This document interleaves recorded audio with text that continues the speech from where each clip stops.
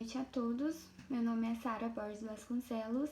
Eu sou graduada em Direito pelo Centro Universitário Unievangélica e atualmente eu curso pós-graduação em Direito Civil e Processo Civil pela Faculdade Legal. Esse projeto foi feito em conjunto com Caliana Lima Ferreira, também graduada em Direito pelo Centro Universitário Unievangélica. Também gostaria de dizer que ficamos muito felizes com a aprovação do nosso trabalho e hoje eu vim apresentar um pouco do nosso artigo para vocês. O tema escolhido para nossa pesquisa foi o estudo do direito consumerista face à Covid-19 e quais foram seus reflexos nas relações de consumo. O presente artigo surgiu da necessidade de analisar as mudanças advindas da pandemia gerada pelo Covid-19. O objetivo central da nossa pesquisa é explorar a reação do novo vírus no que concerne ao direito consumerista, bem como a forma pela qual as relações de consumo foram afetadas. Todavia, em específico, nosso objetivo é adentrar quanto ao aumento significativo do consumo e suas práticas abusivas, assim como refletir quanto à responsabilidade civil, suas excludentes e também suas exceções.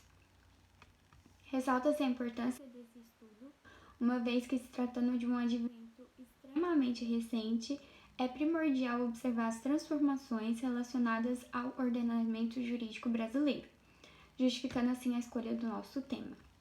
Além da problematização quanto aos impactos causados pelo novo coronavírus ser crucial para os aplicadores do direito, visto que o conhecimento ele deve acompanhar a evolução da sociedade e principalmente seus momentos históricos, igual o que nós estamos vivendo agora, o presente estudo também é de extrema relevância para o público acadêmico e a sociedade em geral, sendo que a todo momento é possível observar relações de consumo e dessa forma também é essencial instruir a todos em relação aos seus direitos e deveres, tanto como cidadãos quanto como consumidores.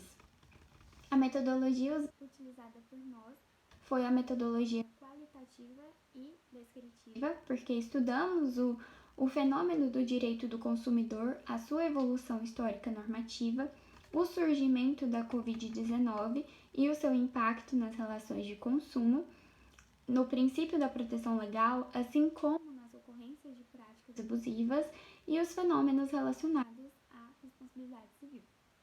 Ademais, nós utilizamos a compilação bibliográfica e também o uso de artigos científicos recentes sobre a temática, aprofundando principalmente no Código de Defesa do Consumidor e na Constituição Federal de 1988. Verificamos, inclusive, a necessidade de se dedicar em outras áreas do conhecimento, como a medicina e a psicologia, através da nossa imersão nas ciências biológicas e comportamentais, nós possibilitamos uma maior compreensão sobre como os indivíduos lidam com situações imprevisíveis e como seus posicionamentos podem gerar consequências em diversos âmbitos. O nosso artigo ele foi dividido em 3 capítulos principais.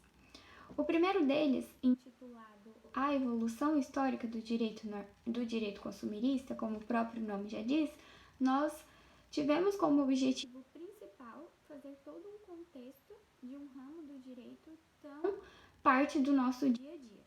Ou seja, desde a antiguidade se percebe a necessidade de proteção ao consumidor e até mesmo nos códigos mais antigos, como o Código de Hammurabi, já se apontavam regras relacionadas ao direito do consumidor, como, por exemplo, regras relativas ao preço, à quantidade e qualidade de produtos.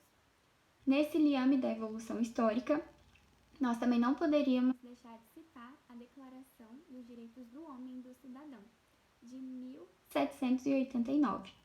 Foi através dessa declaração que, antes do sujeito ser considerado consumidor, ele foi reconhecido como cidadão e titular de direitos individuais. Devido ao avanço do capitalismo no Ocidente, vários movimentos atraíram os consumidores na América e foi crescendo cada vez mais legislações, movimentos sobre o assunto consumidor. Por isso, em 15 de março de 1962, o então presidente dos Estados Unidos, John Kennedy, ele encaminhou uma mensagem ao Congresso Nacional informando e reconhecendo os direitos dos consumidores. E foi através disso que se transformou no dia 15 de março o Dia do Consumidor, que inclusive nós comemoramos há pouco tempo atrás. A partir de então, até mesmo a ONU tratou sobre o assunto, que foi em meados de 1985, através de sua resolução de número 39/248, que tratou de normas sobre a proteção do consumidor, tentando atenuar as diferenças entre consumidor e fornecedor e oferecendo aos países a proposta de oferecerem proteção adequada aos seus consumidores e implantando políticas de defesa a eles. E no Brasil, nosso maior destaque foi em 1990 com a criação do Código de Defesa do Consumidor. Já no capítulo 2, nós tratamos a respeito do impacto da Covid-19 nas relações de consumo. Primeiramente, no nosso subtópico, demos início a um paralelo entre consumidor e fornecedor, dando destaque principalmente na harmonização entre consumidores e fornecedores, estabelecendo a boa-fé e o equilíbrio. Já no segundo, nós falamos sobre o aumento significativo dos consumos durante a pandemia e como as empresas tiveram que se reinventar para esquivar da crise e lidar com o isolamento social, já que elas não poderiam abrir.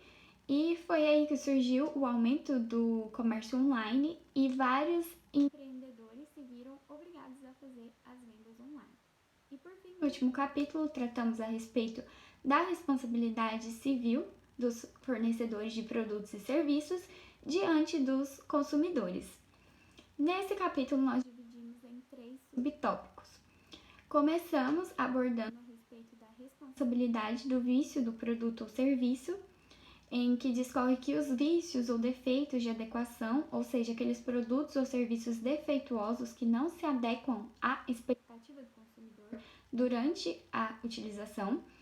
Discorremos também a respeito da responsabilidade estendida, que não fica somente no fornecedor imediato, mas de quem de toda a rede de fornecedores de algum modo que colaboraram para que houvesse a circulação e disponibilização no mercado. No segundo subtópico, nós falamos sobre a exceção da responsabilidade civil objetiva no direito do consumidor, que é a responsabilidade do profissional liberal, que essa sim é uma responsabilidade subjetiva, tendo que provar o dolo ou a culpa para que aquele defeito prejudicasse o consumidor. E por fim, nós falamos sobre as excludentes das responsabilidades no Código de Defesa do Consumidor. Então, diante de todo esse exposto, nós concluímos que o direito do consumidor foi um dos mais afetados durante a pandemia.